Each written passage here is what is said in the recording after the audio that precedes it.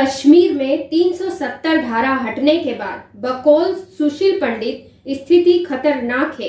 सरकार स्थिति सामान्य बता रही है। क्या ऐसे दौर में भारत जोड़ो यात्रा देश की पुकार मानी जानी चाहिए? आपकी निष्पक्ष राय क्या होगी? पहली बात तो यह है कि ये परस्पर विरोधी वक्तव्य है कि पंडित कह रहे हैं कि 370 और 35A हटने के बाद वहाँ स्थिति में सुधार नहीं हुआ है। सरकार कह रही है कि उसमें सुधार हुआ है और अब तक गिने चुने आतंकी वहाँ रहे हैं। मैंने अभी अखबारों में पढ़ा था कि अब वहाँ पर 88 आतंकी ही शेष रहे हैं, बाकी सबको मार दिया गया है।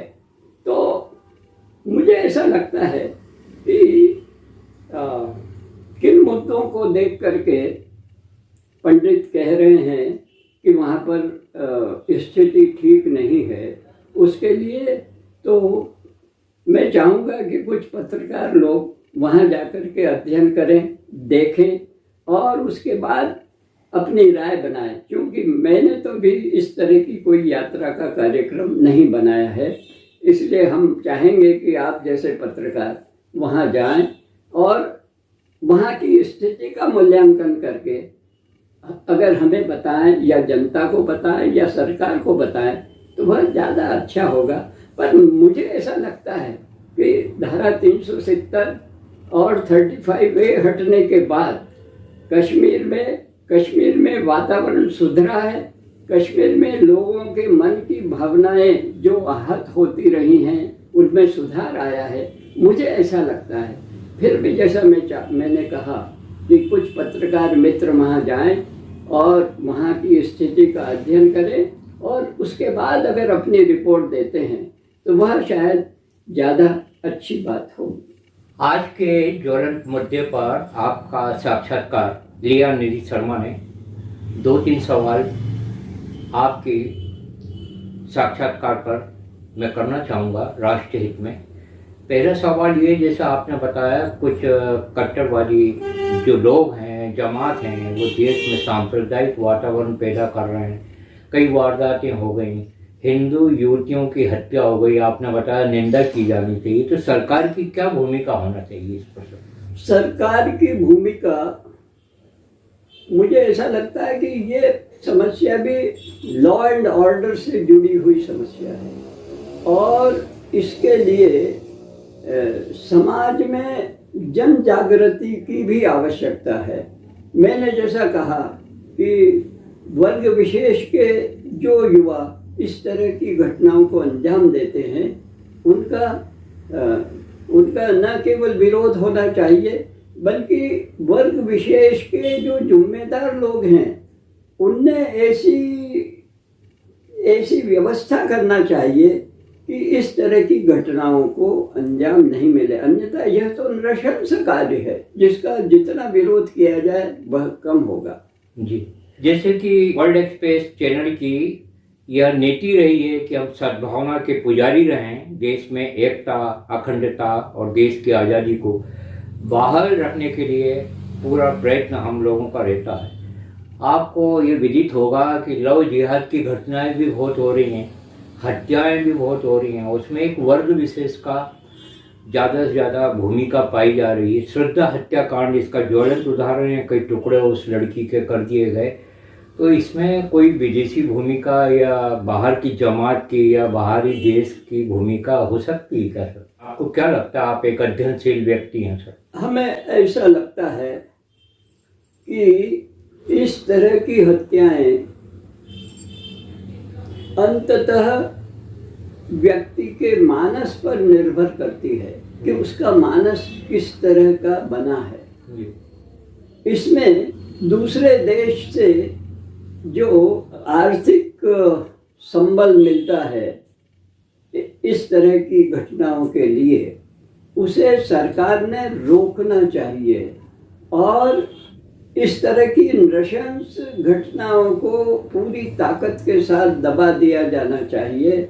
यह देश, समाज और समुदायों के हित में भी होगा, क्योंकि इस तरह की घटनाओं से आप सिद्ध क्या करना चाहते हैं? आप क्या ये सिद्ध करना चाहते हैं कि हम इस तरह की घटनाओं के माध्यम से पूरे देश में दहशत फैला देंगे?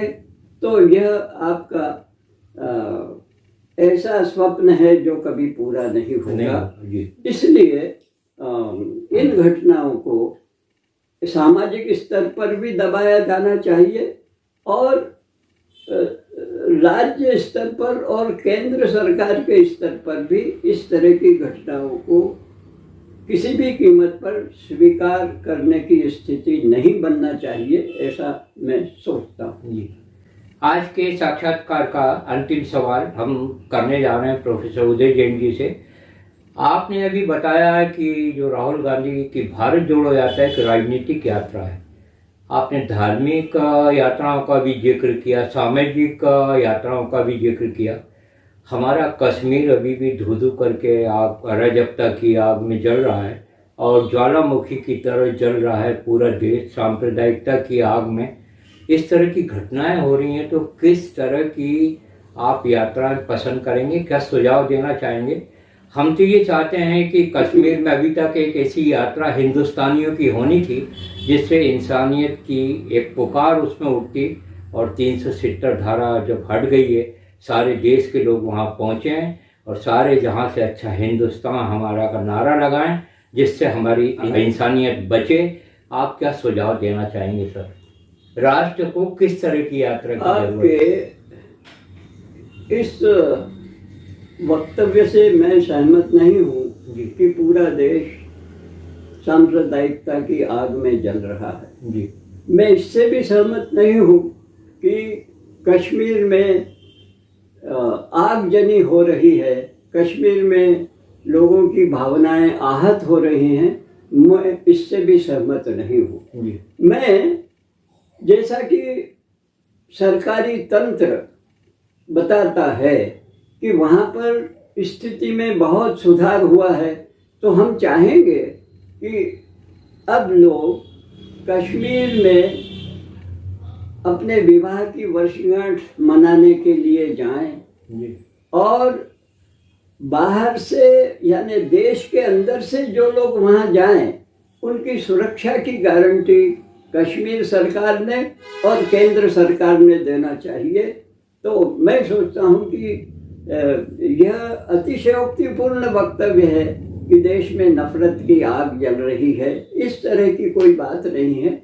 इतना बड़ा देश है, 135 करोड़ का देश है, उसमें कुछ छुटपुट घटनाओं से आप यह निष्कर्ष नहीं निकाल सकते कि पूरा देश जल रहा है। आपके सारगर्भित सुझावों का हम स्वागत करते हैं और प्रोफेसर उदय जैन जी के इस साक्षात्कार पर जो निष्पक्ष रूप से आपके विचार हैं, निर्भीक रूप से जो आपके विचार हैं, आपका हम स्वागत करते हैं। और दर्शकों से हम ये आह्वान करना चाहेंगे, अपनी प्रतिक्रियाओं से आप हमें अवगत कराएं। अच्छे विचारों के मोती को चुगना और अच्छे लोगों से साक्षात्कार कराना हमारा ये मुख्य उद्देश्य है।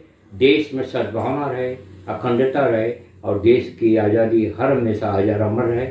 इस कामनाओं के साथ में हम यह समर्पित कर रहे हैं एक वैचारिक साक्षात्कार। जय हिंद, जय भारत, नमस्कार।